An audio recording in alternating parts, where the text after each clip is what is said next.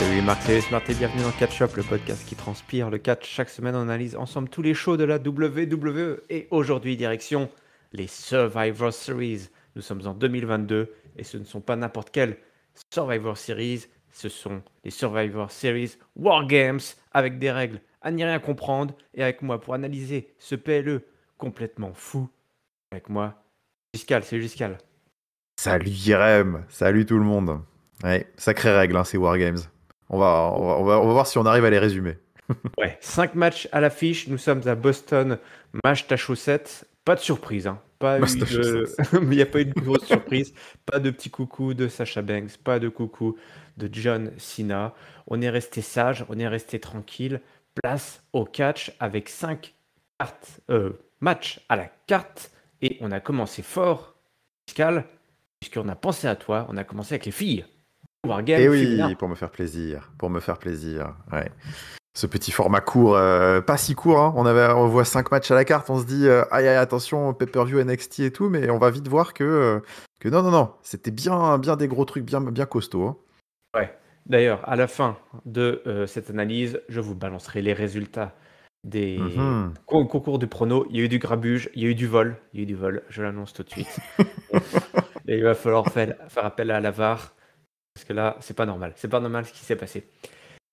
Wargames féminin, d'un côté, Bianca Belair, Becky Lynch, qui arrivait à SmackDown, Asuka, Alexa Bliss et Michin, versus Bayley, Rhea Ripley, Dakota Kai, Io Sky et Nikki Cross. Bianca Belair et Dakota Kai qui ouvrent les festivités donc de ring, hein, côte à côte et autour d'une cage. Les deux entrants et après le troisième entrant, c'est au bout de 5 minutes jusqu'à et après c'est toutes les 3 minutes, hein, que quelqu'un entre à tour de rôle. Exactement. Ouais, ce qui fait, enfin, on en discutera après, mais ce qui en effet rend ce début de match un peu artificiellement long, en effet, hein, ces entrées successives jusqu'à la cloche qui sonne, et puis après c'est la ring annonceuse qui nous dit Let the War Games begin et tout, et tu sais, t'as envie de dire bon, et du coup depuis une demi-heure qu'est-ce qu'on fait quoi. Mais ouais, exactement, c'est ça, 5 minutes, puis 3 puis 3 puis 3 puis 3 ouais. Ouais, aucune tentative de tomber est Non, utile, à vrai dire, ne sert tant à que les rien. Wargames n'ont pas commencé. Donc en fait, on est là juste pour faire du travail de sap. Bon, jusqu'à il faut C'est ça, démolir du travail de autant que sape. possible Ouais. l'adversaire avant que la cloche ne sonne. Je l'ai dit donc, Bianca et Dakota qui commencent le match. Euh, les Heels, n'oublions pas, les Heels ont gagné leur match d'avantage. C'est-à-dire que c'est du côté de l'équipe de Bayley que va entrer la première participante. Et donc Dakota Kai est rapidement rejoint, enfin rapidement, au bout de 5 minutes, elle est rejointe par Io Sky. Et du coup, les Heels prennent l'avantage. Alors c'est un peu la formule, hein, c'est très, très mécanique, mon bon Giscal. Aussitôt que une des deux équipes est en surnombre, eh bien, elle reprend l'avantage et démolit le travail effectué par l'adversaire précédemment. Hein, donc C'est ça. c'est assez mécanique. On va voir comment les filles ont réussi à transcender cette stipulation. Ça devient intéressant, en tout cas, un peu de folie arrive quand c'est Nikki Cross qui va rejoindre le match un petit peu plus tard. Entre-temps, du côté des filles, c'est Alex... Non, c'est pas Alexa Bliss, c'est Asuka. Asuka qui avait rejoint l'équipe pour faire le fameux face-à-face des Japonais. Est-ce que le public aime tant Nikki Cross qui est entrée et qui entre et qui ramène tout un tas du matos. Mon beau Giscal. Elle est venue avec son C'est matos, ça. des armes. C'est Des des armes, kendo sticks, elle, je crois. Son truc, oui, c'était les kendo kendo-stick. sticks. Bon, Ouais, écoute, c'est ça. Et pourquoi sa pas. veste, n'oublions pas sa veste, qui est Sa une arme veste. redoutable. Et puis aussi les menottes. Menottes qui serviront un petit peu plus tard pour menotter Alexa Bliss. Voilà. Même si elle va se retrouver menottée, elles vont se retrouver menottées toutes les deux au ring. Bayley arrive après l'entrée d'Alexa Bliss. Bayley, elle arrive et elle, c'est des tables et des échelles, carrément. Là, c'est le gros matos, c'est le gros déménagement pour Bayley. Rhea Ripley, Becky Lynch, Rhea Ripley entre-temps, il y a eu Michin. Je ne sais plus c'était exactement Absolument. dans quel ordre. Il y a eu Michin, après Rhea Ripley, Et puis après ensuite, Becky Bianca Lynch, je pense que c'est fini, Belair. là. Non? Ouais, Ah oui, il y a eu non. Bianca Ah si? Belair. Et après, oui, non, t'as raison. Je sais même plus. C'est Becky Lynch Rhea qui Ripley, entre en c'était pas la dernière. dernière des méchantes, ça? Oui, t'as raison. Rhea Ripley est la dernière Hmm. des méchantes à entrer, tu as raison. Entre-temps, il y a eu Machine et Rhea Ripley. Et Becky Lynch, au Et final. Becky Lynch. Puis il y a eu Bianca Belair à un moment donné. Bref, C'est c'était ça. le- Il y a un c'était moment, le elle est bord. rentrée, c'est sûr. Je l'ai vue, de toute façon, je l'ai vue. Elle était là. Elle était là. Et le match peut enfin véritablement commencer avec des spots dans tous les sens. Certains qui ont été un franc succès, d'autres un petit peu moins. Nikki Cross, à un moment donné, s'est retrouvé tout en haut de la cage et a fait le fameux crossbody sur tout le monde qui, je sais, t'a épaté, mon bon Giscal. Je peux Oh là d'ores là, et c'est déjà le spoiler. exceptionnel. Euh, Et puis, on a eu évidemment pas mal d'affrontements entre les unes et les autres. Il y a eu un face-off qui est resté gravé dans nos mémoires entre Becky Lynch et Rhea Ripley. Peut-être annonciateur d'une suite. En tout cas, c'est une des grosses rivalités qu'on attend, c'est certain. Io Sky s'est retrouvé la tête dans la poubelle, hein, Oui, avec son spot. Et puis, elle a foutu un spot du haut de la cage, un petit moonsault, comme elle avait fait dans un takeover Wargames. absolument. Qu'est-ce qu'on a eu d'autre encore, mon bon Giscal, Écoute, on a en eu petit spot la sympa? la petite descente de la cuisse de Becky Lynch du haut de la cage aussi pour finir les affaires, qui était Bah un oui. spot. Ah oui, donc toi tu Qui veux était un carrément. Alors spot. je te demande des faits saillants. Puis bah il y a eu la Parce que je fin, sais pas, moi Becky Lynch. j'ai eu j'ai blackout après. J'ai pas de souvenir d'autres spots exceptionnels, non? Là, de ce que t'as dit. Ça me parle pas trop. C'est En tout peut-être. cas, Becky Lynch, effectivement, qui nous fait une magnifique Oui, pardon. descente de la cuisse avec- Et hop! à travers la table. Io Sky et Dakota Kai qui étaient entre la table et Becky Lynch. Et Dakota Kai se bouffe le tombé de Becky Lynch qui n'a pas fait le déplacement pour rien. 1, 2, 3, victoire des gentils et défaite des méchants. Mon bon Giscal, Wargames féminin pour commencer les Survivor Series. Sentence. Sentence. 40 minutes, hein. C'était un sacré morceau. C'est vrai que je savais pas trop à quoi m'attendre. Moi, j'avais jamais vu un seul wargame de NXT. Donc c'était tout nouveau pour moi. Et je pense que ça joue pas mal, hein, dans mon appréciation du match, qui était clairement pas dingue. Alors je suis un peu redescendu en température sur ce match que j'avais qualifié un peu de fiasco de mon côté, peu après avoir fermé mon network Le mec s'est dimanche. déchaîné, hein. J'ai lu quand Et même, pour te dire, j'ai lu tout ce que tu as dit. Ça m'a pris une ouais, heure. J'ai lu ça ouais. hier. Hier, ta Je l'ai- discussion sur le Discord, je dis, ouais. mais le mec était pas content là, c'est pas possible. Non, j'étais pas très content. Alors, je suis toujours pas du tout, enfin, pas du tout emballé par ce que j'ai vu. Je redescends un peu dans le sens où, bon, je relativise un petit peu la prestation des filles qui était pas mauvaise, hein. On a eu un match, globalement, ce qui était appréciable, on va dire, c'est que personne n'était hors sujet. On n'avait pas de mauvaises catcheuses dans le ring. C'est vrai que le line-up proposé, c'est sans doute les 10 les 10 meilleures catcheuses actuellement dans le roster féminin. Je pense que ça déjà, on peut le mentionner parce que c'est clairement pas du côté de SmackDown qu'il faut aller chercher quelque chose de positif en ce moment au niveau du catch féminin. Donc déjà, c'est sûr qu'on partait avec cet avantage-là qu'on a eu.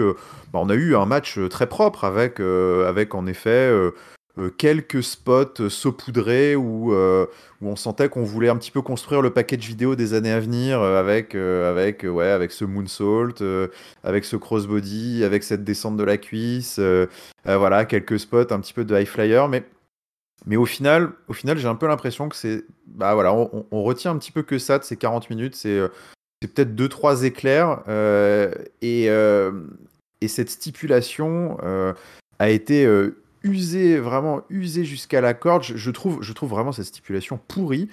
Euh, c'est cette latence au début qui n'est absolument pas exploitée scénaristiquement en plus. Alors donc là, c'est peut-être quelque chose qu'on peut mettre au grief des bookers, qui est ce côté, voilà, soi-disant, on a gagné l'avantage dans le match. Je sais pas toi ce que t'en penses, mais je trouve pas parce que donc sinon, si on compte les 5 minutes du début plus du coup les 3 minutes qui espacent toutes les entrées, je crois qu'on on arrive à pas loin de 25 minutes de match déjà, même peut-être plus d'ailleurs, enfin faut faire les maths là, mais déjà jusqu'à arriver vraiment au sonnage de cloche. Et j'ai vraiment l'impression que ça sert à rien en fait cette phase-là. On ne nous raconte pas grand-chose. Les heals n'exploitent absolument pas l'avantage. Donc ça, c'est plus un problème d'écriture peut-être. Mais c'est vrai que j'ai souvenir bah, chaque fois les heals, quand elles arrivent en supériorité numérique, elles passent 1 minute quasiment à rentrer des armes dans le ring. Donc t'as Nikki Cross qui a passé 1 minute à faire des sourires à la caméra et à rentrer les kendo sticks dans la cage et derrière à rentrer et à taunter et à taper les gens avec son manteau. Et au final, tu te dis, bah ouais, est-ce qu'elle prend vraiment l'avantage? T'as Bayley pareil, je pense qu'elle a passé 1 minute à rentrer ses échelles. C'était un peu la galère. T'as Mia Yim qui est censée revenir, parce que du coup là c'est l'inverse, c'est une gentille. Donc elle est censée égaliser. Et donc à la limite, si tu te dis, t'as qu'une envie, c'est de foncer dans le ring. Et en fait, elle a passé plus d'1 minute à botcher 3 fois de suite son lancer de poubelle par-dessus la corde. Le Real l'avait lâché l'affaire, le Real. Hein. Ouais, il avait lâché l'affaire à juste titre, je pense. Il voulait pas l'accabler, donc il filmait pas. mais tu la voyais de temps en temps, il revenait trop vite sur elle et elle était en train de galérer. Alors, ces entrées, en fait, toute cette histoire de la stipulation qui est qu'il est censé y avoir un avantage et les autres qui sont censés se précipiter pour égaliser, je trouve qu'on le ressent pas du tout. C'est pendant 25 minutes, on meuble, on ne raconte quasiment rien. Alors, c'est un autre des défauts de ce match, c'est qu'il n'y a pas d'histoire, je trouve, vraiment. Et au bout d'un moment, voilà, on arrive et les 10 sont dans le ring, on sonne la cloche, on se dit, ah, les choses sérieuses vont pouvoir commencer. Et en fait, c'est quelque chose que j'ai pas trop apprécié dans ce match, mais qui était attendu. Hein, c'est que, bah voilà, en fait, les choses sérieuses ont commencé. En fait, les choses sérieuses, c'était le show Becky Lynch, quoi. Et il y avait pas grand chose d'autre. Ouais, elle a roulé quand elle est entrée. Quand elle est rentrée, elle a roulé sur le roster. Ouais, elle a séché tout le monde. C'est-à-dire que les méchantes l'attaquaient une par une, un petit peu comme des débilos. Rhea Ripley est tombée dans un trou noir à ce moment-là. On sait pas trop. J'ai plus forcément le déroulé du match bien en tête, mais j'ai le sentiment que d'un seul coup, elle a un petit peu disparu. Et puis après, elle est revenue, elle s'est pris le green mist et c'était terminé. Donc c'est vrai que l'avantage Rhea Ripley, bah, à partir du moment où elle s'est 10 dans le ring, bah, c'est complètement évaporé. Et donc c'était tapis rouge en effet, pour Becky Lynch, pour son grand retour, qui a martyrisé tout Damage Control pour finir avec la victoire flamboyante qui lui est revenue quasiment comme attendu. Hein. C'est vrai que c'était... on l'avait un petit peu dit, enfin, en tout cas moi c'est ce que je pressentais un petit peu avant ce match, c'était que ce wargame féminin de toute façon dépendrait clairement de qui serait la cinquième, et si c'était un gros retour, ce serait sans doute un showcase pour cette personne-là, et donc c'est ce qui s'est un petit peu passé. Et donc voilà, j'irai pas plus loin sur ce match-là parce que je pense que beaucoup de mon ressenti négatif vient du fait que j'ai vraiment du mal à ne pas l'analyser à l'aune du wargame masculin. C'est compliqué, je trouve, de pas comparer quand on a la même stipulation avec la même vraiment un peu thématique dans le même pay-per-view. C'est un peu délicat de pas comparer, mais ouais, voilà, je trouve qu'elles ont subi vraiment tous les défauts de la stipulation et auxquels on ajoute en plus cette absence de build qui n'est pas une surprise, hein. On le savait, hein, on s'avançait dans les Wargames avec quelque chose d'extrêmement fat, d'extrêmement forcé depuis 3-4 mois, c'est-à-dire que cette rivalité traînait en longueur et était artificiellement réanimée à chaque pay-per-view, enfin en tout cas à chaque weekly post-pay-per-view avec des promos, dire on n'est toujours pas contente, machin, il faut qu'on continue à se foutre sur la gueule. Et donc ça a donné quelque chose qui globalement pour moi était un petit peu forcé et ouais, artificiellement un peu glorifié, alors que j'ai eu le sentiment que c'était quand même assez moyen. Ouais, on paye. C'est tous ces mois là de rivalité sans âme, sans cœur et sans tripes, où effectivement on a l'impression qu'on avait juste mis en salle d'attente là le temps de faire revenir Becky Lynch et que ça y est, là on respire à nouveau, quoi. On sent qu'on va enfin respirer. Alors, à noter, dans les 2-3 autres spots qu'il y a eu, il y avait notamment cette Tower of Doom à 9. Elles étaient 9, je crois, à se grimper les unes sur les autres. C'était exceptionnel, ça. C'est vrai qu'on n'a pas parlé. Et puis, je crois ça que me fait toujours beaucoup marrer, qui vient foutre le bordel et qui étale... Enfin, voilà, le machin s'écroule complètement. tout le monde était très gentil à ce moment-là Ouais. de faire cette. J'ai pas compris le spot, ouais, c'est vrai. Oui, c'est vrai qu'on n'a pas parlé de celui-ci. Je m'attendais à un truc de fou. Le grand classique de elle se monte les. C'est ce que j'ai mis sur le Discord, je crois que t'as l'impression que c'est. Je sais plus comment ça s'appelait la matière en EPS qu'on avait à l'école où il fallait qu'on fasse des pyramides. Oui. Et tu sais, et puis après, faut garder la pyramide pendant 5 secondes pour valider la position et avoir ta note.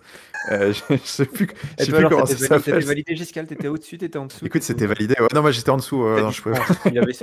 Il avait sa dispense, il était pas là. J'avais ma dispense. Mais non, mais ça fait vraiment. Voilà, alors, il y en a une qui va en haut, puis après, il y a les deux autres qui se placent sur les côtés, puis après, il y en a trois autres qui se placent en dessous. Enfin, Et elles cheerleaders. font bien joliment leur petite figure, et au final, pour rien du tout, parce qu'il y a Dicky Cross qui arrive, qui met un coup de kendo stick, et ça sert à rien. Tout Donc, c'est vrai que j'ai j'ai pris, pas. Ouais, ouais. et tout s'écroule, j'ai pas pigé. Ouais. Elle était Ouais. pas satisfaite peut-être de la position. Elle se dit non, ça me va pas. Il y a eu quelques trucs un peu cracra quand même aussi, Ouais. des moonsaults un petit peu sur le côté.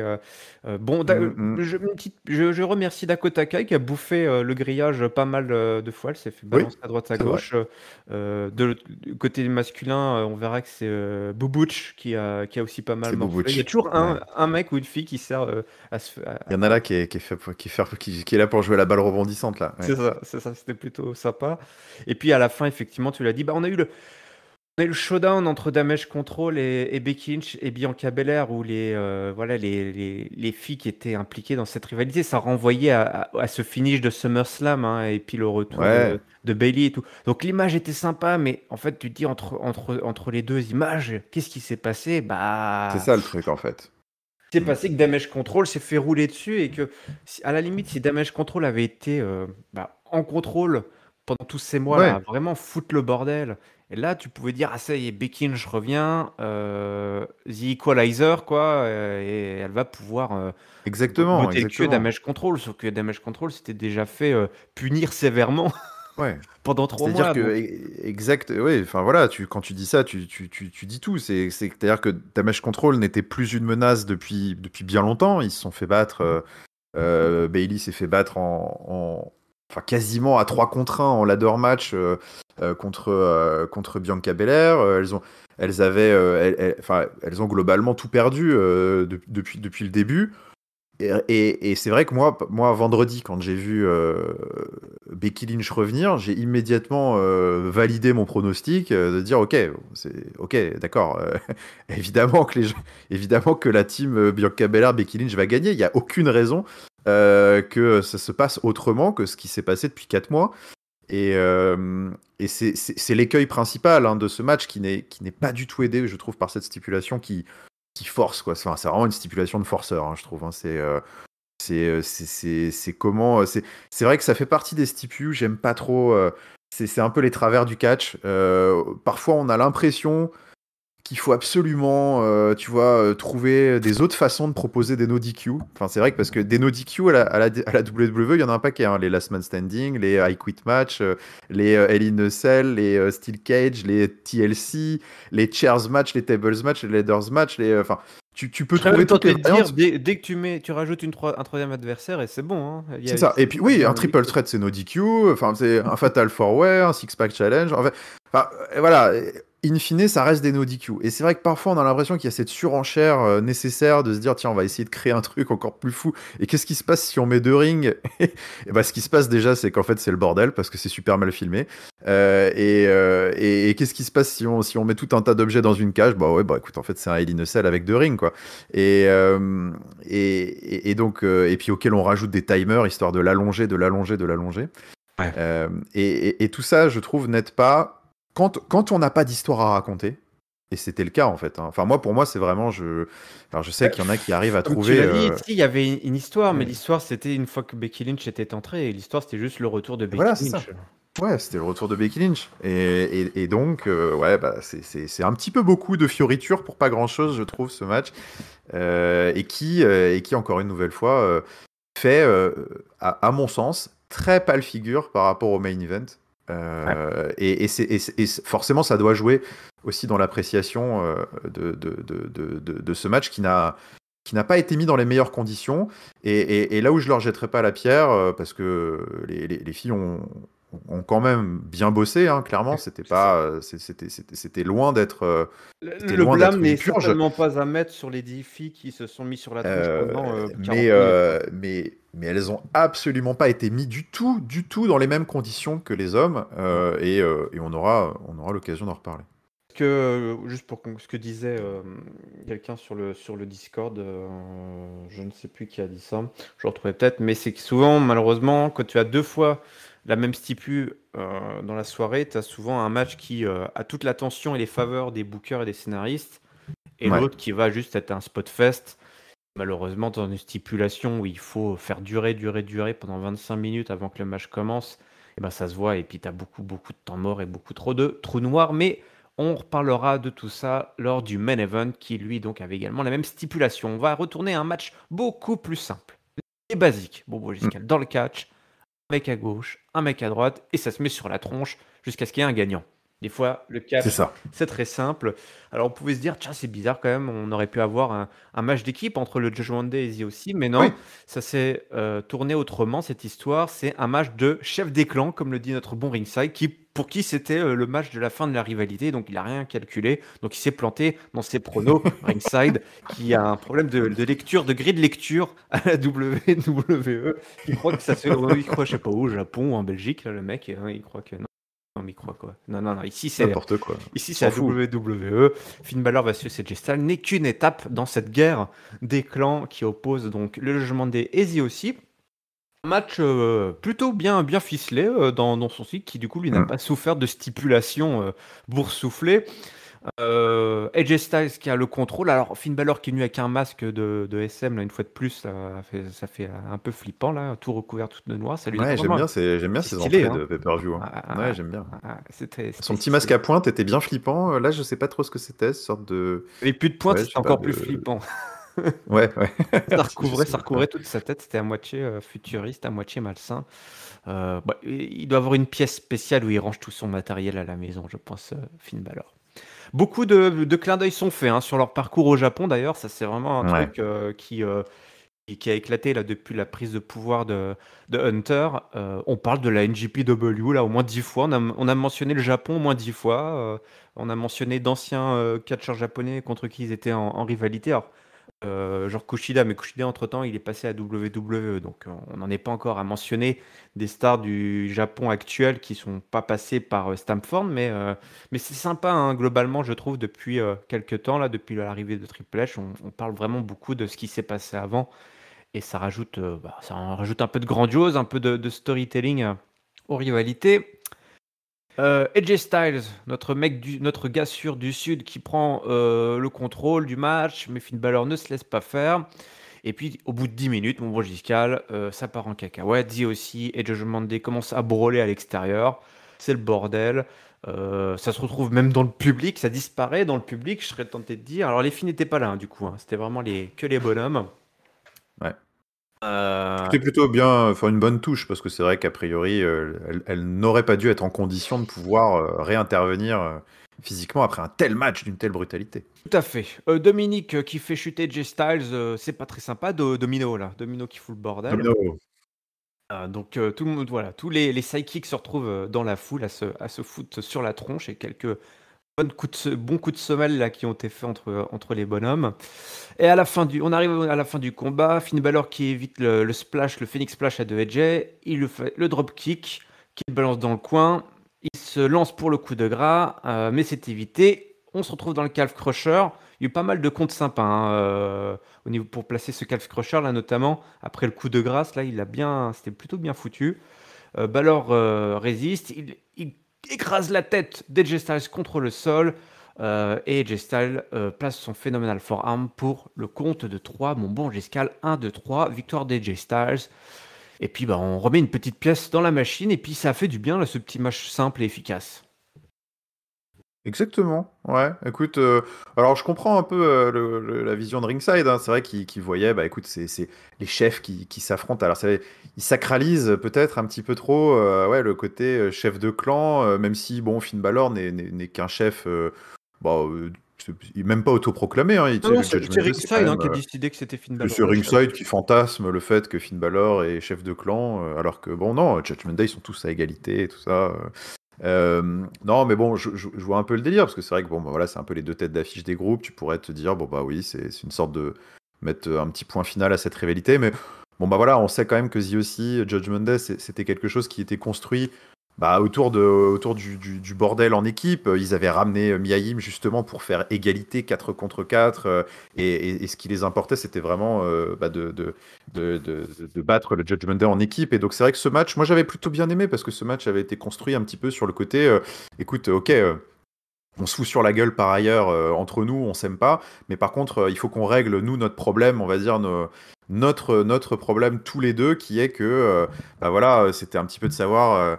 Bah, il y avait des callbacks, comme tu l'as dit, à leur carrière respective au Japon et commune. C'était qui était un petit peu le meilleur, bah ouais, le meilleur chef de groupe, quoi, d'une certaine manière, et pas forcément qui était le meilleur groupe là ce soir. C'était vraiment une petite affaire d'ego entre eux, de unfinished business en quelque sorte, du passé, de ce qui a pu se passer pour eux dans d'autres fédérations.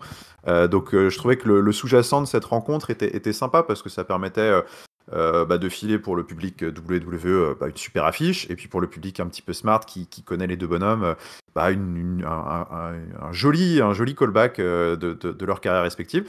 Et puis je trouve que c'était assez rafraîchissant de voir et ben ouais, un bon vieux 1v1 entre deux super gars qui savent envoyer du très lourd. Pas de bullshit, pas de DQ, pas de run-in, pas de truc. Enfin, il y a eu un run-in, mais il a été vite écarté dans le public, et du coup, ça a vite dégagé. Et donc, ouais, j'ai eu un feeling assez old school. Enfin, je trouve que ça fait longtemps qu'on n'a pas eu en pay-per-view un bon gros match ultra quali 1 contre 1 comme ça. Pas de stipu, pas de bordel, rien. Juste deux gars qui maîtrisent parfaitement leur art. Et qui nous ont offert, bah, moi j'ai beaucoup apprécié ce match. J'ai vraiment pris pas mal de plaisir. Et je me dis, bah écoute, voilà, ça fait du bien de voir AJ Styles gagner, parce que j'ai plutôt, peut-être à tort, je ne sais pas, mais j'ai plutôt quand même souvenir que globalement, il n'était pas forcément du bon côté de la pièce sur ses derniers 1 contre 1 et sur ses dernières rivalités. Donc de le voir prendre une jolie victoire de prestige, eh ben, ça lui fait pas de mal, parce qu'il est quand même, depuis quelques années, plus souvent là quand même pour faire le job que glaner les victoires, ce qui est globalement logique. Mais là, eh ben, écoute, dans cette rencontre, ça me choque pas qu'il l'emporte, et ça ne me choquerait pas bah, que derrière, ça aboutit justement à réengager le 3v3 ou le 4v4, et que le Judgment Day justement puisse, là, dans cette configuration-là, un petit peu plus briller. Et donc voilà, écoute, bon petit boulot des deux là. Finn Balor qui a tenté de placer la prise de finition de Ah oui, il a pêché par d'Estève, orgueil. ouais, comment ça Le s'appelle le truc? Styles Clash. Ouais, le Style Clash, j'allais dire le truc où il faut pas il faut bien relever la Il tête. faut bien relever le menton là. Ouais, aussi, C'est ça. C'est le relève menton, on l'appelle. le Ouais, voilà. menton. Et donc voilà, oui, ben voilà, un match classique, tu as tout dit, qui nous a permis d'enchaîner derrière avec la division féminine qui était ce soir représentée, en ce qui concerne en tout cas les titres majeurs, par l'affiche de Weekly, Ronda Rousey versus Shotzi. Ouais. Un match qui n'a pas duré très longtemps. C'est probablement un de ses mérites majeurs. Oui. Ronda Oui, c'est Rousey c'est qui une de arrive ses meilleures accompagnée de, qualités. ouais, de sa poteau Shayna Baszler. Et puis bah, Shotzi qui fonce dans le tas, hein, parce qu'elle se dit je ne vais pas avoir 36 000 chances, 36 000 occasions d'affronter Ronda Rousey, peut-être même pas forcément 36 000 occasions d'avoir un title shot dans cette division. Donc on se rentre dans le tas direct. Mais bon, elle se fait rapidement quand même tourmenter, hein. Shotzi, elle se bouffait un ankle lock. Plutôt dominante, hein, Ronda Rousey. Shotzi qui joue l'underdog un petit peu ultime, hein, c'est pareil. Ouais. Elle rechigne pas à la tâche, hein, Shotzi. C'est plutôt. Bon, elle rentre dans le tas. C'est pas très propre, hein, forcément, ce qu'elle fait. Non. Il y a beaucoup de déchets, mais elle a la patate. Elle saisit l'opportunité qu'on lui donne. Mais c'est un match un petit peu à sens unique. Malheureusement pour Shotzi, qui va réussir à se débarrasser de Baszler à l'extérieur. Ah, aussi, elle les balance à un moment donné dans le public. enfin, du public, un faux public, hein, parce que c'est 3 mecs Oui, du oui. Performance Center qui avaient leur Vu chaise la, en vu la taille des biceps, j'ai j'ai 3 vu au début, je me suis dit, oula, dis donc. 3 Chads Ouais, trois gros Tchad là. Ouais. qui ont leur chaise dans l'allée en plus, toi, c'est clairement pas des places officielles parce que ça a Non, été ouais, mis dans l'allée. Et donc, tu as un c'était pas scout très qui bien se trouve. foutu. Non, Ouais. c'était nul. Franchement, c'était naze. C'est assez. Ils peuvent faire mieux, hein. Ils peuvent faire des plans comme, Ouais. des plans comme ça, mais ils peuvent faire mieux, quoi. Franchement, ils sont vraiment pas foulés, hein, pour ce match. Il faut le dire. Et puis, on a Ozzy qui revient pour placer sa prise de soumission pour la victoire assez bon voilà attendue et classique et puis qui aurait mérité, enfin qui avait sa place dans un pay-per-view, mais en même temps ça a permis de faire un petit peu de remplissage, donc bon. Oh, Ouais. écoute, voilà, hein. Pas de surprise. Pas de surprise. C'était pas bon. C'était pas bon. S'il y a des fans, j'imagine qu'il doit y en avoir quand même quelques-uns. S'il y a des fans de Shotzi qui nous écoutent, tout ça, bon, bah écoute, j'espère que vous avez bien profité. Parce que c'est sans doute la première et la dernière fois que vous la verrez, à mon avis, en pay-per-view. Enfin, en tout cas, dans une configuration pareille. C'est vraiment. Ouais, c'est très, très, très faiblard. Tu l'as dit, en fait, il y a un sentiment de. C'est brouillon, en fait, quand tu la vois catcher. C'est très brouillon. Et ne venez pas commencer à me dire, oui, mais c'est son personnage, elle est comme ça, c'est une métalleuse, c'est le bordel, enfin voilà, elle, c'est une die-hard, tête Il va juste faire brûlée, des tout ça. pogos. Ouais, c'est une grosse die-hard, elle fait n'importe quoi, c'est son style et tout. Enfin, ok, c'est son style, bah écoute, tant mieux si c'est son style, mais t'inquiète que, à mon avis, on verra plus ça. Et donc, c'était vraiment pas du tout agréable à regarder. Et puis, le problème, c'est que forcément, et ça, c'est quelque chose qu'on avait déjà dit et plusieurs fois, hein, mais Ronda Rousey, c'est très compliqué dans le ring. Sans stipulation, en 1 contre 1, comme ça, c'est très compliqué, c'est pas une surprise. Ah non. Ça l'a toujours été, et malheureusement, ces seuls 1 contre 1 vraiment sympas qu'on retient, bah, c'est des 1 contre 1 contre Charlotte Flair. Mais il y a une raison pour ça, hein. Il n'y a pas de mystère, c'est parce que elle est face à des adversaires excellents. Même si c'est 1 contre 1 contre Natalia, hein, tu vois tout de suite la différence. Parce que elle est face à des nanas qui la portent, hein, concrètement dans le ring, qui la mettent sur ses épaules et qui l'emmènent vers un bon match. Sauf qu'elle, elle est absolument incapable de faire ça. Et donc, bah, quand on lui envoie des Shotzi dans les pattes, ben, ça donne ça. Et quand on lui enverra dans 2 mois Raquel Rodriguez dans les pattes, bah, ça redonnera ça. Et ouais, c'est un peu cata, donc j'espère que ce titre, ce run de championne pourra peut-être être magnifié, on va dire, par cette association naissante, on a presque tous envie de dire enfin, avec Shayna Baszler, voilà, elles peuvent faire un duo intéressant, et le jour où elles perdront la ceinture, se rediriger assez naturellement vers la scène tag team et peut-être semer la terreur à ce moment-là et être tout à fait crédible dans ce rôle-là. Mais en attendant, ouais, Ronda Rousey en championne, c'est plus que pénible. Et en plus, quand tu lui fous une nana qui, enfin, vraiment, je me demande ce qu'elle fout là. Bah là, du coup, voilà, ça fait un match qui pour moi n'a vraiment pas sa place sur une carte de pay-per-view et qui faisait plus que tâche. Ouais. Effectivement, c'était nul. C'était nul.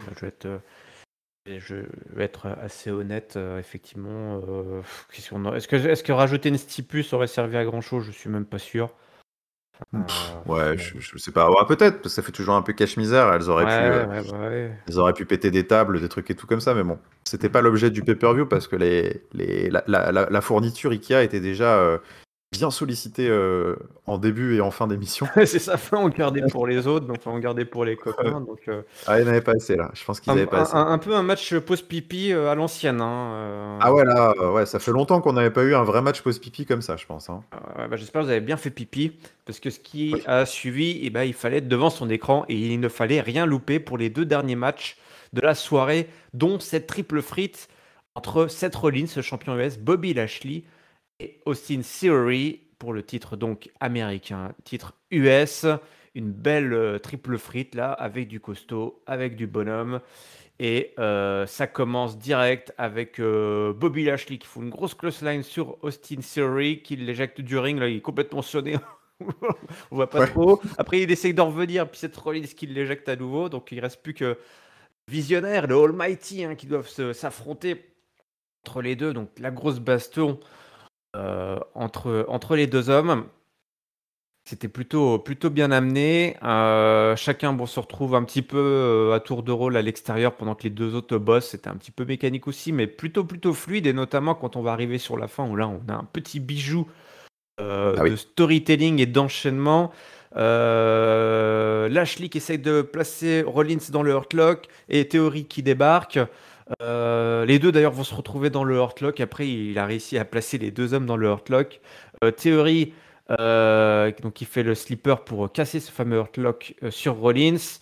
Rollins qui place une superplex sur Theory. Et après, il y a qui le place donc pour faire une Falcon Arrow. Et Bobby Lashley qui fait un gros spear.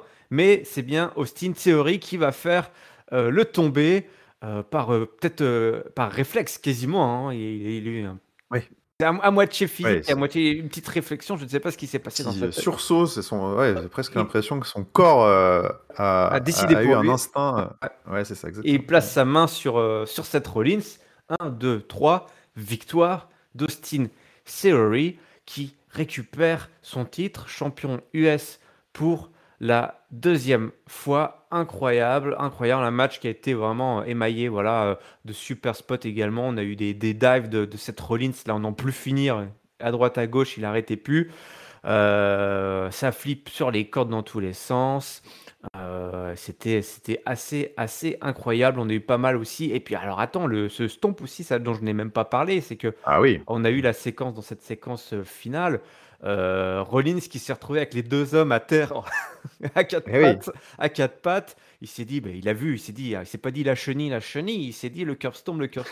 Et donc il a sauté sur Austin Theory pour après éclater la tête du pauvre Bobby Lashley. Et c'est là après que c'est enchaîné l'autre séquence. Mais c'était assez incroyable. Le petit éclair là, dans la petite lumière dans le regard de Seth Rollins, le gros vicelard, qui a vu cette belle opportunité une fois de plus détruire la tronche de ses opposants. Écoute, mon bon Giscal, quel match.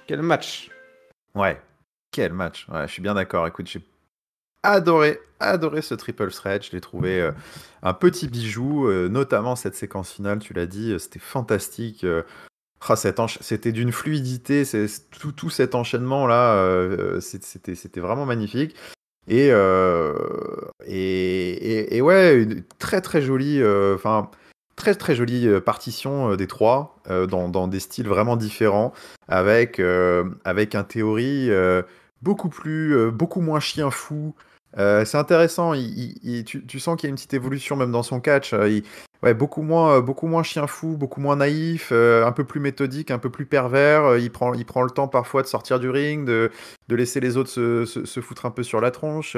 Bobby Lashley qui a parfaitement déroulé sa partition de bulldozer. Et d'ailleurs, je trouve le finish assez beau dans ce sens, de presque Lashley qui est trahi par son excès d'engagement, ou son trop plein de puissance finalement. Voilà, lui il est là pour déboîter des tronches, et ça lui a coûté d'une certaine manière, parce que imprécis le Bobby Lashley, et Bobby Lashley qui a dû avoir un petit cauchemar, parce qu'on a eu un beau rappel à son match face à Brock Lesnar avec justement ce Austin Theory qui a tenté de refaire le même coup à Bobby Lashley que l'avait fait Brock Lesnar en se poussant depuis le turnbuckle pour faire un tombé un peu à la Philou. C'était sympa ça aussi. Absolument. Mais donc ce finish du coup est vraiment sympa. Seth Rollins qui a un catch et de manière générale un personnage, j'ai pu en parler un peu sur le Discord, mais c'est vrai qu'il a un personnage qui est très particulier, et ça déteint même sur sa façon de catcher aussi, parce qu'il y a des moments, tu savais plus s'il était face ou s'il était heel. C'était tellement flamboyant. Moi, j'ai adoré, là, à un moment, il enchaîne 3 suicide dive à la suite, où il va à droite, à gauche, à droite. C'était incroyable. Enfin, tu sens qu'il est complètement là, il est habité. Enfin, moi, je trouvais que Seth Rollins d'un point de vue purement catch, hein, sur ce match, c'était vraiment le MVP. Il a été fantastique. Il a bumpé comme un dieu pour les deux et il nous a proposé des séquences de fou. Et au final, voilà, ce finish qui, je trouve, coche tout un tas de cases avec ce Bobby Lashley qui paye son excès en quelque sorte, son trop plein de puissance et aveuglé tel un taureau qui fonce sur le torero là. Ce Seth Rollins qui était en maîtrise presque jusqu'au bout, mais qui finalement a été peut-être un peu trop gourmand. Lui qui avait réclamé ce match de ses voeux et qui faisait un petit peu trop le malin, voilà, c'était les prix qu'il croyait prendre. Il s'est fait avoir et en même temps il garde des raisons de ne pas être très content de ce finish. Et Austin Theory qui, écoute, ça paye, voilà, de peut-être. Ça valide son discours. C'est d'une certaine manière, cette victoire valide son discours, valide son changement de position et ce catch peut-être un petit peu plus sage, un peu plus réfléchi. Et un petit peu de chance, là voilà, un petit coup de chance, un petit coup du destin, un petit coup de pouce, comme si finalement, voilà, tu vois, d'une certaine manière, l'univers un petit peu validait sa stratégie. Donc je trouve que je trouve le finish vraiment sympa à bien des égards. Et très honnêtement, je l'avais pas vu venir. Hein. C'est là pour le coup, pour moi, c'était une vraie grosse surprise. Je pensais qu'on prendrait peut-être un petit peu plus son temps avec ce virage opéré avec Theory. Peut-être avec une défaite et pourquoi pas une petite feud de transition avec Bobby Lashley qui aurait pu être un joli rappel au début d'année, où il aurait peut-être pu cette fois l'aborder différemment et la gagner et retourner et redevenir champion. Mais en même temps, on l'aura aussi suffisamment reproché, moi le premier, de peut-être pas assez battre le fer pendant qu'il était chaud avec Theory. Donc je vais pas non plus reprocher pendant des semaines et des semaines d'avoir traîné avec Theory pour au final là se précipiter un peu à mon goût. Ce serait un petit peu hypocrite. Donc on va dire que en effet le travail est rempli et j'ai vraiment maintenant extrêmement hâte de voir ce nouveau chapitre et ce nouveau Theory avec cette ceinture. Qu'est-ce qu'il va nous proposer maintenant qu'il a pu son smartphone et toutes ces conneries. Ce nouveau champion, qu'est-ce que ça va être? Ça va être intéressant. Voilà, il faut te décider, hein, Giscal. Tu peux pas aller reprocher. Bah ouais, non, mais c'est ça. Au bout d'un moment, je peux pas tout avoir. Sinon, c'est trop facile. J'ai tout le temps raison. Il suffit que je dise, bah non. Mais... Il y a bien quelque chose qu'on ne veut pas. Giscal est tout le temps. Ils ont fait comme je voulais pas. Ils ont pas fait comme je voulais. C'est des connards. Ils ont fait comme je voulais. C'est tout bon. Non, mais à un moment, faut que je me décide. Ouais, une super affiche là, avec un résultat effectivement. Pouvait être surprenant vu la rapidité à laquelle enfin voilà, vu comme tu l'as dit, le temps qu'ils ont pris pour faire basculer Austin Theory sur ce nouveau gimmick, hein, ce nouveau visage, ils ont enchaîné derrière et donc on assiste hein, vraiment. Ils ont assumé. Ah ouais, comme le dit notre ami Raphaël, le plus bel enterrement qu'un catcheur puisse connaître. Hein. Là, c'est assez incroyable. On va enchaîner avec le main event, mais avant ça, quelques petites séquences backstage qui ont eu lieu dans le vestiaire de la Bloodline, mon bon Giscal. Des moindres, puisqu'on a construit l'histoire qui allait nous être narrée dans cette fameuse cage et ces deux rings ce soir. On a eu deux séquences, n'est-ce pas, dans les vestiaires avec Roman Reigns, ou peut-être trois même. Trois.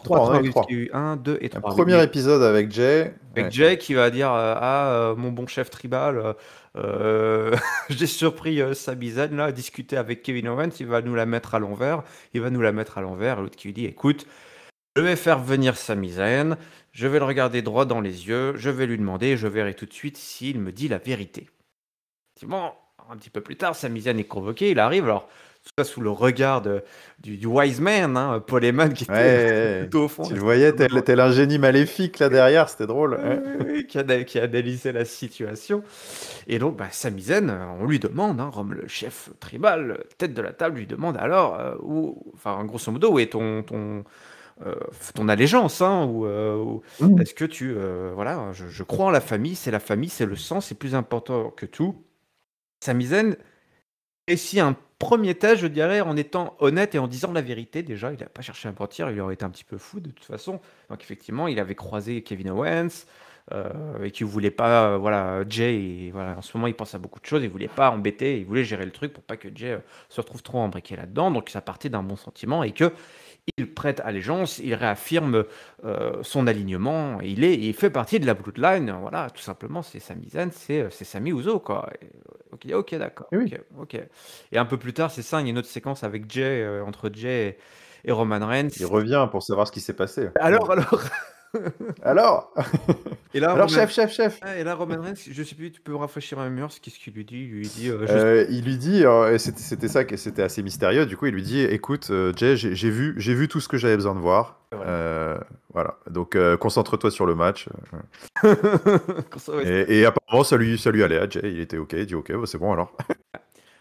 Petit point important, Sami Zayn et Jay auront droit tous les deux à un câlin, chef. Oui. Aussi, hein, Oui, absolument. qui peut s'apparenter à un baiser de la mort, hein, dans les Et histoires oui, absolument. de parrains et de mafia et compagnie. Souvent, quand le chef, qui souvent ne se laisse Ouais. pas aller à faire preuve de beaucoup de sentiments, te fait un gros câlin. Pendant la Ouais, c'est qui pendant tout la double. communion de la petite, en général, on te retrouve avec 3 cailloux, 2 balles dans le dos, les bras attachés, et les flics disent que c'est un suicide. Donc en général, ça se C'est ça. donc quand j'ai vu ça, je fais: «Ah, ça rajoutait un peu d'intrigue». Tu t'es dit: «Ah, finalement, qu'est-ce qui va se passer? Quel va être le sort de nos 2 zigotos?» Alors, ce Wargames, donc, hein, les mêmes règles évidemment, c'est Butch qui va entrer, donc un choix plutôt judicieux parce que le mec est complètement fou, et surtout c'est son 4e Wargames. Ouais, il a fait tous les Wargames NXT. Ouais, c'est impressionnant. Ouais, Ouais. donc voilà, le Ah, il y en a mec. déjà eu autant que ça, ouais, d'accord. Est-ce qu'il y en aura un 5e? Je ne sais pas. Si c'est Giscal qui book, certainement pas. Mais comme c'est pas Giscal qui book, bah peut-être, hein. Non, On malheureusement. Hey. sait pas trop encore. Même si je crois qu'il y a des rumeurs comme quoi c'est pas sûr qu'ils en refassent comme ça au Survivor Ah, je pensais que Series. t'allais tirer des rumeurs comme quoi Giscal va peut-être booker. Non. Et c'est Jay aussi. Déterminé, Jay qui arrive.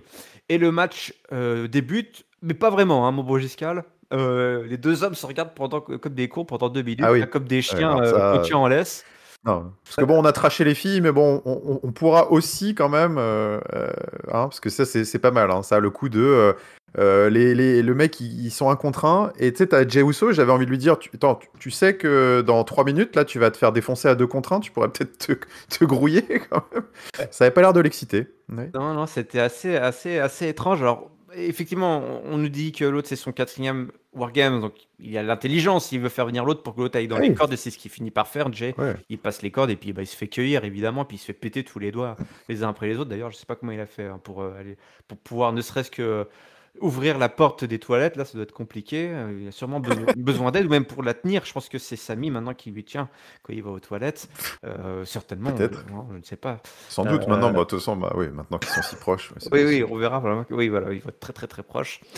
Donc voilà, le match finit par commencer. C'est vrai que c'est un petit peu étrange. Mais bon, ça finit par commencer. C'est à ce moment-là Jimmy qui veut entrer en premier. Parce que, non, il y a d'abord Ridge Holland, hein, qui Oui, entre. Ridge, Ridge the c'est les Fridge. gentils qui ont l'avantage. Voilà, Ouais. qui ont exactement la team des Brawling Brutes Co. qui ont l'avantage donc numéraire pendant le match. Et donc c'est Ridge qui rentre et puis qui fait son gros costaud. Là, il est quand même tout gonflé, hein, ce Ridge the Fridge. C'est assez Ah, impressionnant. c'est un sacré fridge. Ouais. Un sacré frigo. Et après c'est Jimmy qui entre. Et Jimmy, lui, il arrive et il ramène des tables. Son truc, c'est les tables, hein. On parlait des filles qui amenaient du matos, les gars aussi. Alors non, justement, c'est pas Jimmy qui rentre là, c'est Sami Zayn. Oui, pardon. Jimmy veut entrer. Oui, il veut Eh rentrer. oui, Jimmy veut entrer. Là, et c'est marrant parce que pendant ce temps-là, en fait, Roman Reigns était assis dans la cage. Tel un chef qui surveille, un chef de clan. Il était, enfin, pas vraiment. Oui, si, il était assis. Il était assis à observer ce qui allait se passer. Il y avait d'ailleurs, quand il y avait les Absolument. entrées, quand ils entrent dans la cage, c'était plutôt bien foutu. Quand tu avais normalement Mm. Solo Sikoa, là, ça j'en ai pas parlé, mais parce qu'ils entrent les uns après les autres. Sauf que là, bon, là, ceci pour la Bloodline, ils sont tous entrés en même temps. C'était vraiment formidable. Et Solo Sikoa qui se mettait devant la cage comme ça, des gentils qui étaient déjà enfermés, qui faisait un petit peu le chien là, de garde qui regardait pendant que les autres entraient les uns après les autres. Et donc Roman Reigns, pop, qui arrête Jimmy, qui envoie Bien. Sami Zayn. Ouais, Sami Zayn, il veut voir ce Et qui se oui, passe. le message. Ouais, il veut voir. Il veut voir comment ça se passe avec Jay. Eh ben, ça se passe pas ouf, hein, mon bon Giscard, et surtout du côté de Jay, hein. Jay qui fait pas beaucoup d'efforts, hein, qui fait pas beaucoup d'efforts pour travailler avec Samy, alors que Samy, lui, il fait tout pour travailler avec Jay, et ça se dispute pas mal, hein, mon bon Giscard. Ils se sont disputés Et pas oui, mal, il y a eu quelques passages un peu chauds là, entre les deux. bah ouais, il y a eu même quelques gros loupés. Ouais, ouais, en effet. Donc c'était intéressant ce début de match avec ce Roman Reigns qui veut envoyer un message d'une certaine manière, ou en tout cas il veut tester. C'est sa façon peut-être de tester la loyauté de Sami Zayn, c'est dire hop, hop, hop, vas-y, bah écoute, on va voir Ouais. comment tu te débrouilles. Pas d'artifice, pas de façon de se replier. Ils sont vraiment à 2 contre 2, donc c'est maintenant ou jamais. Et ils vont être dans quelques instants à 2 contre 3, donc c'était bien foutu. C'était vraiment c'était intéressant. Et voilà, ça ne fonctionne pas, en tout cas en début de match, ça ne fonctionne pas. Non, non. Et ils en viennent même à se mettre sur la tronche, hein, Et oui, puisqu'entre-temps, Jimmy arrive également avec les fameuses tables qu'il fait entrer. Il est obligé de séparer son frère et Samy, là, qui commencent à se mettre sur la tronche, hein, mon Giscard, hein. Même Samy, là, il est tout et oui. rouge, Jay est tout rouge. Et... Et il dit au bout d'un moment, j'en ai marre, quoi. Ouais. c'est ça. Que tu veux pas bosser avec moi, tu veux pas bosser avec moi, bah attends, c'est bon. Et donc, bah, c'est la bagarre, et du coup, les babyface en profitent, évidemment, pour reprendre le dessus. Donc, ça ne fonctionne pas trop à ce moment-là, Giscard, je sais pas toi, mais je me dis, mais les deux vont être mis à l'amende, en fait. On ne teste pas juste Sami Zayn, on teste également Jay, et c'est à se Bah, demander absolument. si Ouais. Roman Reigns ne va pas bannir. Hein, toi, je dis, mais attends, si c'est le test pour les deux, hein, Et et ouais. ça ne colle pas, ça ne C'était colle pas. d'où d'ailleurs le rappel de, comme tu l'as bien dit, hein, des câlins aux deux. Eh oui. Avant le match, hein, tu sens qu'il y a voilà, il y a pas que Sami Zayn qui est dans la balance, donc c'était en effet assez intéressant. Ouais. Ah ouais. Après, on a qui entre c'est bah, Drew McIntyre, hein, qui vient refaire le nombre. Drew McIntyre qui va dérouler, hein, voilà, selon son arsenal. Qui c'est qu'on a après? Donc on a eu Drew McIntyre Bah, donc on a Solo, parce qu'il reste plus ouais, que Solo Solo qui arrive Sikoa. également là, Solo qui fait des beaux face-off, hein. Solo, c'est le roi du face-off, hein. Il arrive, il fait un face-off Oui. à Drew McIntyre. Un peu plus tard, il fera un face-off avec Sheamus. C'est le bulldog, il retourne tout, il tabasse, il explose. Ensuite, on a Kevin Kevin Owens Owens. qui va entrer.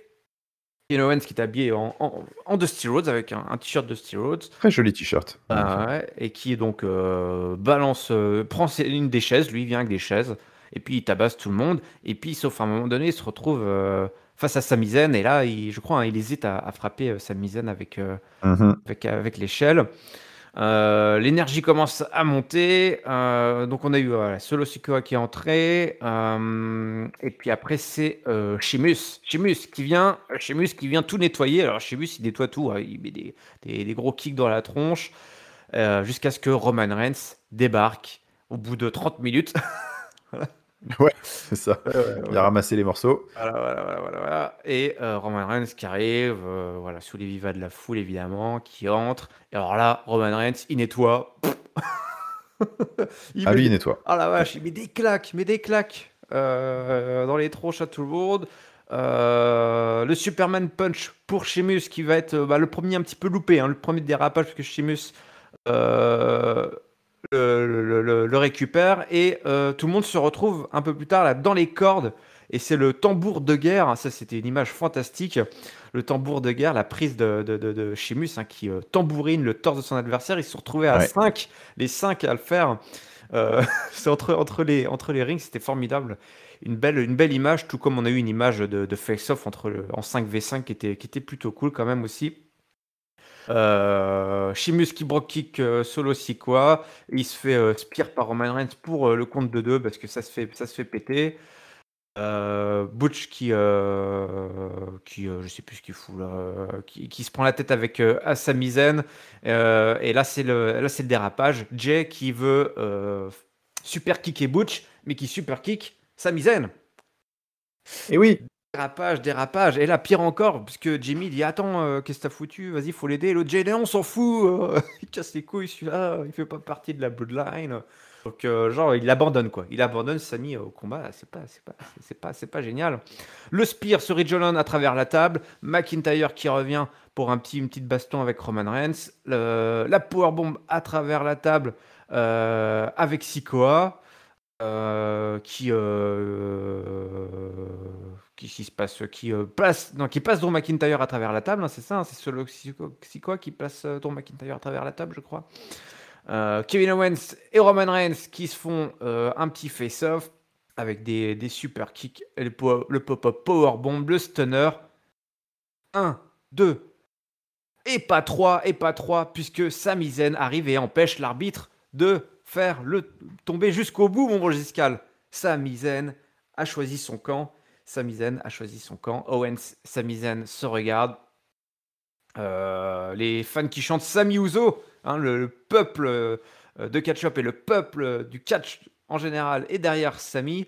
Jay qui tente le super kick, mais c'est bloqué. Et Sami Zayn en profite pour faire un low blow, un gros coup de poing dans les couilles. Un petit peu plus tard, le hell of a kick qui vient finir tout simplement Kevin Owens. Sami Zayn et Jay se regardent. Sami offre Kevin Owens en sacrifice à Jey Uso. Preuve ultime qu'il a fait la paix. Il est là pour la paix avec Jay. Et Jay accepte cette offrande finalement. Et il saute le Superfly, le splash, 1, 2, 3. Kevin Owens est couché, Jay fait le tomber. La Bloodline ressort vainqueur de ce match. Et la Bloodline accepte Sami Zayn pour de bon, y compris Jay qui, alors là, bondit de joie, il a retrouvé le sourire, il saute dans tous les sens, il fait des bisous à Sami Zayn. C'est magnifique. C'est la liesse, les scènes de liesse. Liesse générale. Et puis un dernier petit plan plutôt bien foutu. On voit Jay et puis Sami et puis le regard de Roman Reigns envers Kevin Owens qui garde un petit œil quand même sur toute sa bloodline. Et là, donc, on clôt ce chapitre, Sami Zayn et Jey Uso, qui aura duré des mois et des mois. Et on en ouvre un autre, un chapitre où la bloodline ne fait qu'une. Ils sont 5, 6, ils ne font qu'une. Il n'y a plus d'embrouille à l'intérieur de la Bloodline. C'est l'histoire qui nous a été racontée. D'ailleurs, avant de te laisser la parole, mon Giscal, petit fait amusant, tu as remarqué que pour les replays, parce que tu as toujours les replays des moments forts du match, en l'occurrence des 40 minutes de Wargames, tout était focalisé sur Sami Zayn. Il y a eu 5 séquences de replay, c'était l'histoire de Sami Zayn tout au long du match. Ce Wargame, c'était l'histoire de Sami Zayn. C'est ça exactement. Peut-être à la fois le gros avantage et peut-être aussi le défaut pour certains de ce match, c'était que c'est vrai que c'était 40 minutes quasiment intégralement focalisé sur Sami Zayn.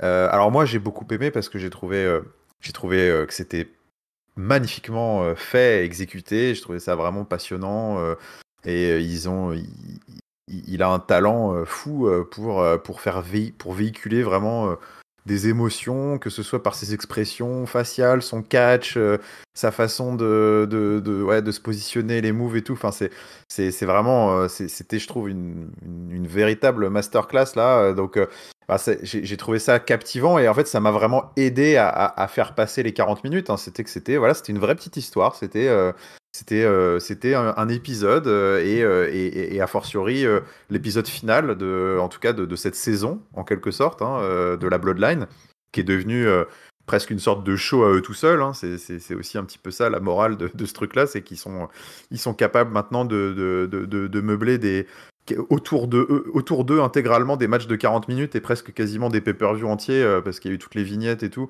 juste autour d'eux et ça nous fait plaisir. Et donc voilà, ce season finale, la Bloodline ne fait plus qu'une, a semble-t-il mis derrière elle tous ces problèmes, toutes ces tensions. Et cette scène à la fin de Lies, c'est marrant parce que cette connexion qu'a Sami Zayn avec le public, d'une certaine manière, où on est en train presque. Enfin, moi, j'étais trop content à la fin, de le voir sauter comme un cabri, de se dire ça y est, il est enfin accepté. Et c'était tellement bien fait que tu ne peux être que content pour lui, d'une certaine manière. Et c'est d'ailleurs ce que le public a un petit peu véhiculé. Hein. Il y avait une pop. Alors que au final il a trahi son ami de toujours, qui est loin d'être un enfant de cœur, hein, Kevin Owens, Mais il a trahi un petit peu son compagnon de toujours en lui mettant un coup dans les valseuses. Enfin voilà, c'est le move de heel ultime. Et au final, on célèbre presque cette victoire de la Bloodline. Donc c'est vrai que c'est assez, c'est plus que paradoxal, quoi. C'est vrai que là, on touche avec la Bloodline, on touche à quelque chose de presque d'irrationnel avec ce qui se passe en termes de réaction. C'est un groupe heel, c'est un groupe qui a les faveurs du public. On a envie de les voir partout. C'est assez exceptionnel. Et donc, bah ouais, écoute, ils ont fait en sorte que ce match soit, en tout cas en ce qui me concerne, très agréable et j'ai pas du tout vu le temps passer, contrairement à l'opener. Malgré le fait qu'il y avait sensiblement les mêmes écueils en termes de construction, cette première phase de match qui, s'il n'y avait pas eu Sami Zayn, en effet, je pense, aurait été sans doute assez pénible également parce que on n'a pas vraiment joué le jeu des avantages non plus. J'ai pas trouvé ça extrêmement cohérent. Il y a eu beaucoup de phases. Il y a eu quelques phases mortes. Il y a eu moins de temps mort, on va dire. Il y a eu moins de flottement quand sur des trucs qui étaient un petit peu pas le point focal. Tu voyais quand même que de temps en temps sur des plans larges, les mecs se foutaient quand même sur la tronche quand ils n'étaient pas en train d'être filmés en direct. Donc il y avait quand même un match qui était un petit peu mieux fait, un peu plus organique. Mais ça restait quand même un petit peu difficile à suivre, je trouve, jusqu'à le début et le sonnage de cloche au bout de 30 minutes, là, enfin 25 minutes. Avec ce face-off assez impressionnant, là, des 5 contre 5, même si peut-être que certains, un peu cyniques, pourront dire bah oui, bah, du coup, on n'a vraiment pas eu le sentiment qu'il s'était démoli pendant 25 minutes, parce que c'est vrai qu'il Je crois y a 25 minutes de catch. T'as peut-être un Ouais. mec qui, je crois que c'était Jimmy, je crois, qui vendait vraiment. Ouais, qui est un peu, Ouais, ouais, j'ai mal qui aux côtes, vendait un puis peu le après, truc. il a vu les autres qui Ouais. oui, il s'est relevé, il fait, oh, ça va en fait. Ouais, c'est ça. T'as 25 minutes de guerre, entre guillemets, et puis après, t'as les 5 contre 5 qui se relèvent, ils sont là, bon, allez, on commence. C'était un petit peu l'impression que ça donnait. Mais bon, j'ai tendance à plus facilement mettre mon mouchoir sur ces petits défauts qui étaient un peu moins flagrants, quand même, je trouve, chez les mecs, parce que, bah voilà, c'est servi par une qualité qui est globalement bien au-dessus, j'ai trouvé. Au niveau du catch, des spots, de l'intensité, de l'utilisation des objets. Parce que c'est vrai qu'on n'en avait pas trop parlé, mais enfin, je trouve que les kendo sticks et les couvercles de poubelle en plastique, là, c'est vraiment pas les armes les plus impactantes qu'ils aient à la WWE. Là, on a eu les bons gros coups de chaise bien sales, on a eu les tables qui ont pété. Enfin, je sentais que c'était peut-être quand même un autre calibre. Et puis, bah, cette histoire, ce fil rouge, quoi. Donc c'était super plaisant. J'ai adoré. Et puis bah maintenant tout est possible, hein. C'est ça aussi qui est sympa. On l'avait dit, hein. Est-ce que ce sera le face turn de Sami Zayn? Est-ce que ce sera le heel turn en quelque sorte la confirmation du heel turn de Sami Zayn? Il y a quelque chose qui transcende presque encore ça. Tu vois, ça va plus loin, je trouve. Et là ils ont le monde est à eux, hein. Ils peuvent faire ce qu'ils veulent avec la Bloodline. Il y a beaucoup de pistes qui sont possibles. Et j'ai hâte de découvrir maintenant quel va être le nouveau chapitre de cette histoire. Et c'est vrai que j'aime bien dans les pay-per-view quelque chose qui manque un peu parfois. Et j'aime bien quand les pay-per-view se finissent aussi sur vraiment un vrai finish, une vraie fin. Ouais. Et là maintenant, on a envie de regarder.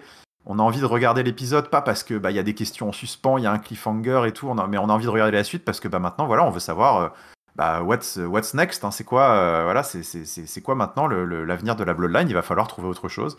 Et donc je suis très très impatient.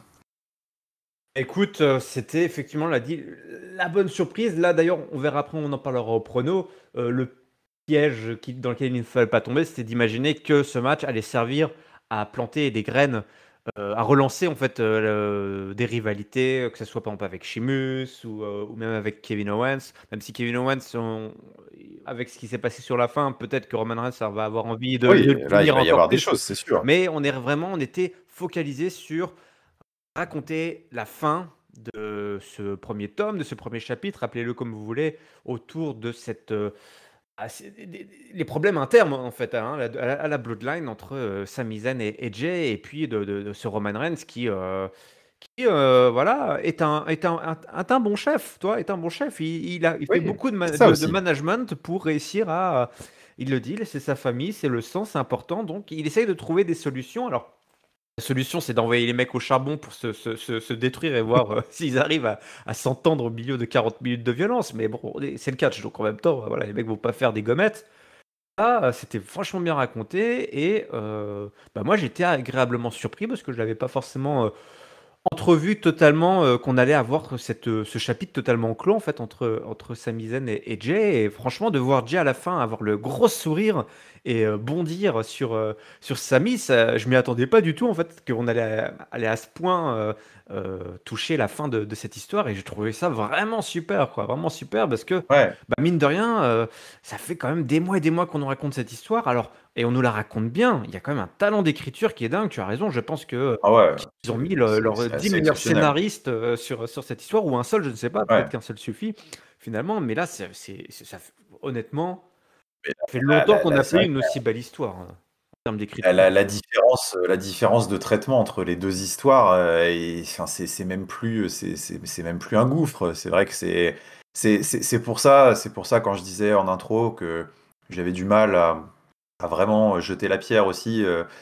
au match féminin parce que enfin, ils se battent pas à armes égales, quoi. C'est sûr que on a d'un côté un match qui est construit finement, habilement, bon, servi aussi avec des mecs qui sont bien meilleurs, hein, parce que voilà, globalement, la Bloodline, c'est, je pense, intrinsèquement beaucoup plus quali que n'importe laquelle des deux équipes féminines, toutes choses égales par ailleurs, mais ils sont quand même, voilà, ils ont une histoire qui est cohérente, ils ont un travail sur chaque personnage qui est très cohérent et qui est constant depuis le début.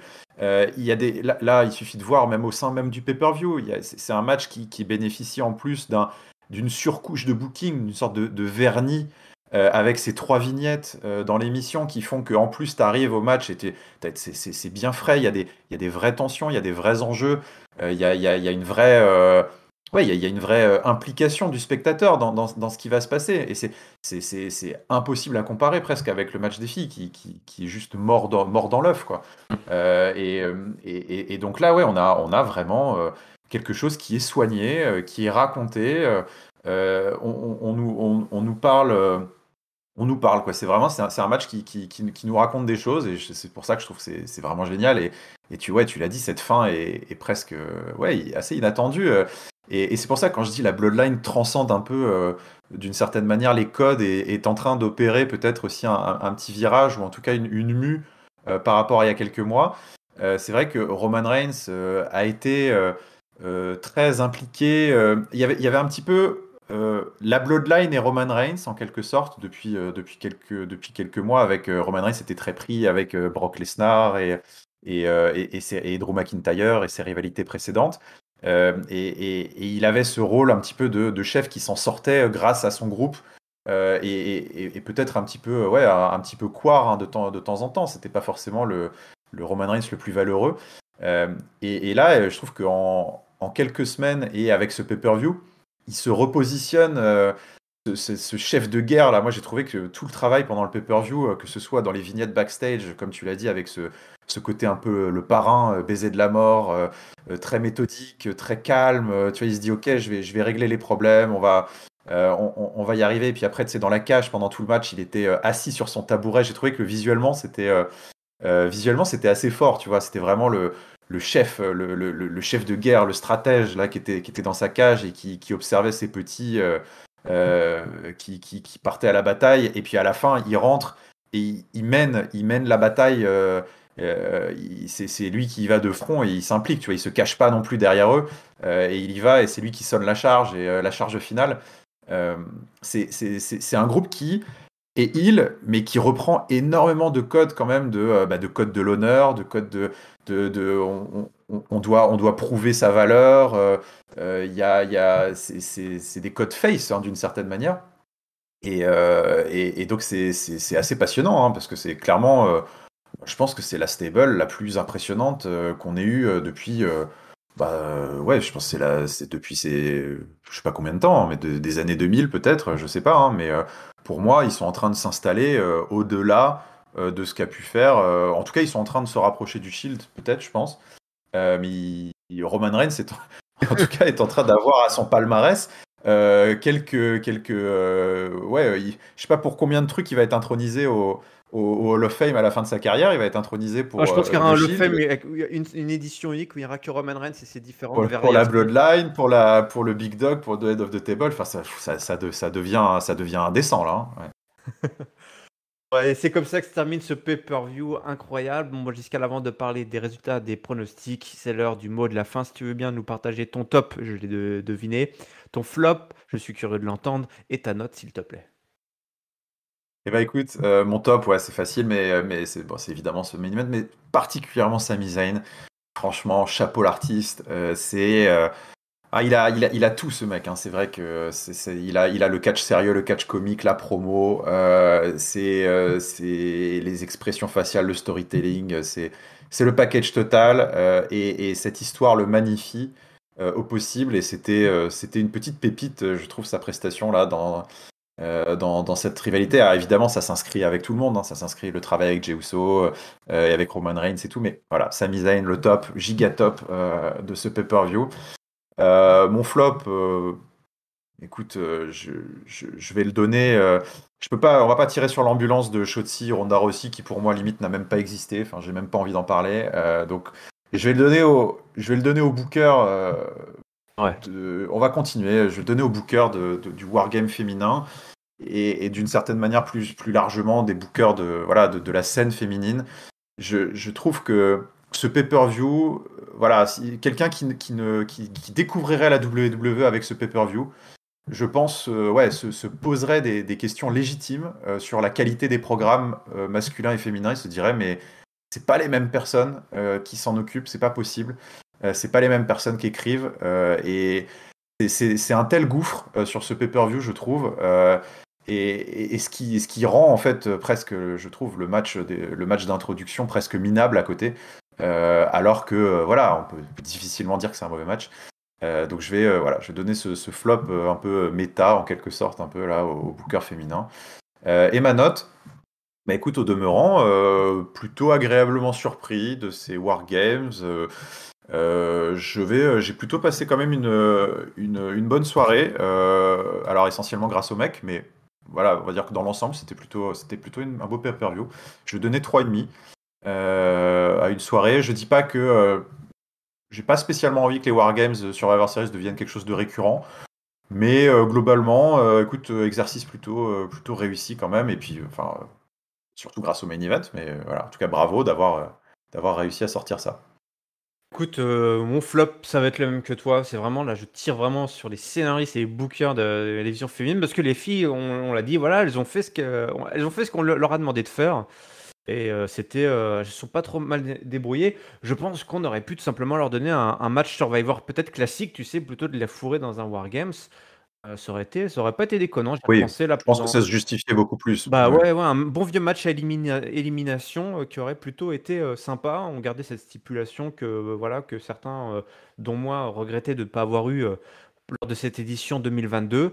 Un bon match à élimination qui aurait peut-être un petit peu déchargé voilà, à la fois les catcheuses, mais aussi les bookers, parce que finalement, les mecs se sont foutus eux-mêmes dans la mouise. Ils se sont donné un challenge pour lequel ils n'étaient pas prêts.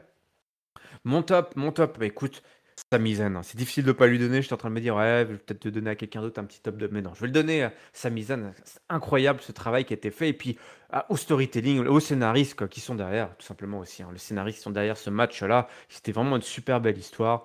Donc bravo là pour ce main event qui, franchement, restera gravé dans voilà, un classique du genre, une VHS à repasser pour les futures générations de scénaristes et de bookers dans le monde du catch. Et puis ma note, je vais monter un petit peu plus haut. On frôle le 4, mais on va rester à du 3,75. Mais c'était quand même super. Un excellent pay-per-view qui s'est plutôt pas mal dépatouillé de cette double stipulation qui était un petit peu imposée. Et je suis comme toi, je pense que ces Wargames, c'est cool, mais vraiment, ça se prête vraiment à des fins. Bah, comme le Hell in a Cell qu'ils ont eu le beau goût, là, visiblement, Ouais. de faire sauter. On garde ça pour un final épique. Là, bah, c'était parfait pour les mecs, pour les filles, bah, l'épique, on le cherche encore. Hein. On Ouais, arrive. c'est ça. Ouais, tu l'as dit, c'est exactement ça. Je l'ai dit, c'est bon, c'est dit. Tu l'as dit. Allez, c'est l'heure de faire les comptes, mon beau Giscal. pour le concours de pronos de catch-up. On sait qu'il y a eu du grabuge, je vous l'ai dit, puisqu'on a un nouveau champion roll-up, notre titre Comment ça? intermédiaire. Ouf, Ah j'ai eu oui, peur. il a eu peur, il a eu peur.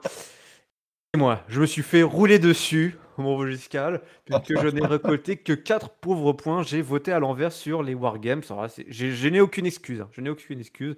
Je ne sais pas ce qui m'a pris. Voilà, j'ai fait un moment d'égarement.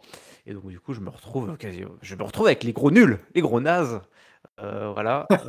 Donc, ça me fait bizarre. Après avoir fait un perfect il y a un mois, je t'avoue que là, c'est retour à la réalité. Ah, La c'est fin du push. La fin du push. situation qu'on souhaite à personne. Ouais, non. Ça fait Ah. mal, mais bon, je vais revenir encore plus fort là. Tel un Austin Theory qui loupe son cash-in, ça va me faire réfléchir et je reviendrai plus fort, à n'en point douter. Bon voilà, ça aussi entre le très mauvais et le très bon, mais pas d'excellence. Il n'y a pas eu de perfect. Il n'y a pas eu de perfect ce soir. Personne n'a réussi à pronostiquer. Il n'y avait que 5 matchs, hein, et pourtant, ça paraissait facile, mais il y a eu quelques petites surprises, notamment ce match de Austin Theory. Mais tiens-toi, Giscal, toi, tu as eu 8 sur 11. Tu as bien pronostiqué 4 matchs sur Merci. 5. C'est pas mal. C'est lequel? C'est le Austin Theory, ouais, que tu as loupé comme pas mal Ouais, de monde. je Ouais. me suis fait avoir. Ringside, il a réussi à pronostiquer 4 matchs sur 5. Il a vu la victoire d'Austin Theory, mais il n'a pas vu la victoire d'AJ Styles. Il a voté pour Finn Balor, ce gros nul. Et du coup, il s'est fait coiffer au poteau par notre championne. Et oui, parce que le nouveau champion est une championne. Bon, Giscal. C'est Johanna Bébélu Eh oui! devient notre déjà, première championne féminine de l'histoire de catch-up, tout simplement. Et donc, Roll-Up Champion, elle a vu la victoire de Austin Theory, mais par contre, elle avait voté pour les Brawling Brutes, pour les gentils au main event. Ah, c'est dommage, hein. C'est dommage. Et elle coiffe ringside grâce au tiebreaker. Grâce à un point sur le tiebreaker, il y a 4 tiebreakers. Et c'est ce qui lui permet de devenir notre nouvelle championne roll-up de catch-up. Du coup, au classement général, eh ben, ça ne bouge pas. Je te rassure, Giscal, tu es toujours notre champion poids lourd. Mieux même encore, tu reprends un peu de distance, tu remets 3 points dans les dents de Seb. Donc tu as 83 points, 80 pour Seb. Derrière, ça ne bouge pas avec Gino, Sully Perfect. Joel et Johanna qui montent d'un petit cran. Et Shetty qui descend de 2 petits crans. Et puis derrière, Yerem, moi je ne bouge pas à ma 8e place. Ringside qui s'est enfin réveillé, qui remonte également. Et puis derrière, Franck, Nord de la Rivière, Jericho, Masmojo, Raphaël. Et puis bien d'autres, hein. Après, ça descend. Je ne les mentionnerai pas. Vous verrez tous les résultats, tous les classements sont sur le Discord et j'en mettrai un extrait dans Twitter. Bravo Giscal, toujours la tête de la table, mais il y a du monde derrière, hein. Il y a le souffle chaud là derrière. Ouais, non, mais il faut pas que je sens qu'il faut pas que je me relâche parce qu'ils veulent pas lâcher, hein, donc Non. Une triple frite et puis ou alors un fatal four-way de travers et puis tu te fais avoir. Donc là, il y aura du suspense jusqu'au bout, jusqu'à WrestleMania. Le prochain pay-per-view, c'est le Royal Rumble. On sera à San Antonio. Du coup, il n'y a aucun pay-per-view d'ici le Rumble, hein, Giscal. Ouais, ça va être un peu. Bah écoute, c'est bien. Et c'est bien. Ils vont pouvoir. Là maintenant, ça va être la période où il va falloir qu'ils prennent le temps, qu'ils rebootent un peu les programmes, qu'ils nous relancent des histoires et qu'on se dirige vers le Royal Rumble avec quelque chose de plus homogène et un petit peu de plus enthousiasmant quand même que. Bah voilà, hein, on pourra pas faire que des pay-per-view de 5 matchs entièrement axés sur la Bloodline. Il va falloir proposer quelque chose de cool. Donc là, ils vont avoir le temps, c'est bien. Le temps, si vous en avez, comme la WWE, vous pouvez nous écouter et nous suivre. C'est simple et c'est gratuit. Catch Up, le podcast qui analyse tous les shows de la WWE.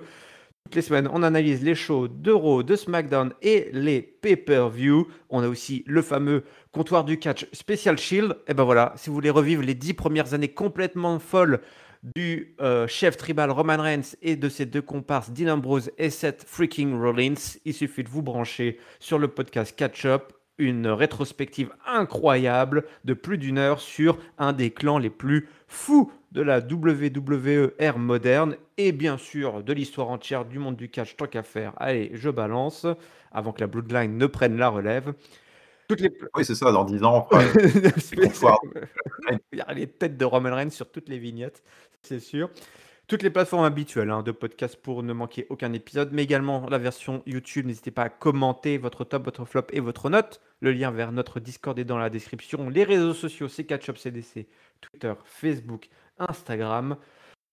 N'oubliez pas, Royal Rumble, c'est pas tout de suite, mais il y aura aussi des points avec le concours de pronos qui va continuer. Qui ira détrôner Giscal juste avant WrestleMania? Est-ce qu'il va y avoir un petit coup là, tel un Elimination Chamber, tu sais, qui rabat toutes les cartes juste avant le grand show là? Giscal, va falloir t'accrocher. En tout cas, merci à toi d'être Allez, et venu puis, pour cette belle analyse. bah écoute, avec un grand plaisir, et merci de m'avoir accueilli une nouvelle fois. Et en effet, maintenant, le Rumble, on sait pas combien de points ça va valoir, donc On va réfléchir. va falloir, Va falloir qu'on on va réfléchisse. réfléchir. Il va falloir mettre un max Ouais, parce qu'on va pas mettre 30 ça points. fait pas mes affaires, ça. On va pas mettre Ouais, non, 30 ça points fait pas sur le mes affaires, Rumble, ça. mais ouais, il va y avoir du grabuge, la route vers WrestleMania est pleine d'embûches et pleine de suspense à tous les niveaux.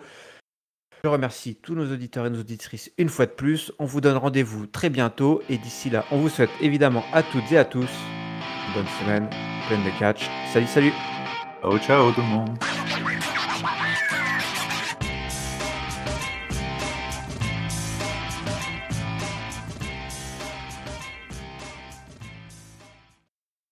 Je sens là le souffle chaud de la meute sur ta nuque. Je le sens, mais je vais la repousser, je vais continuer à la repousser, cette meute.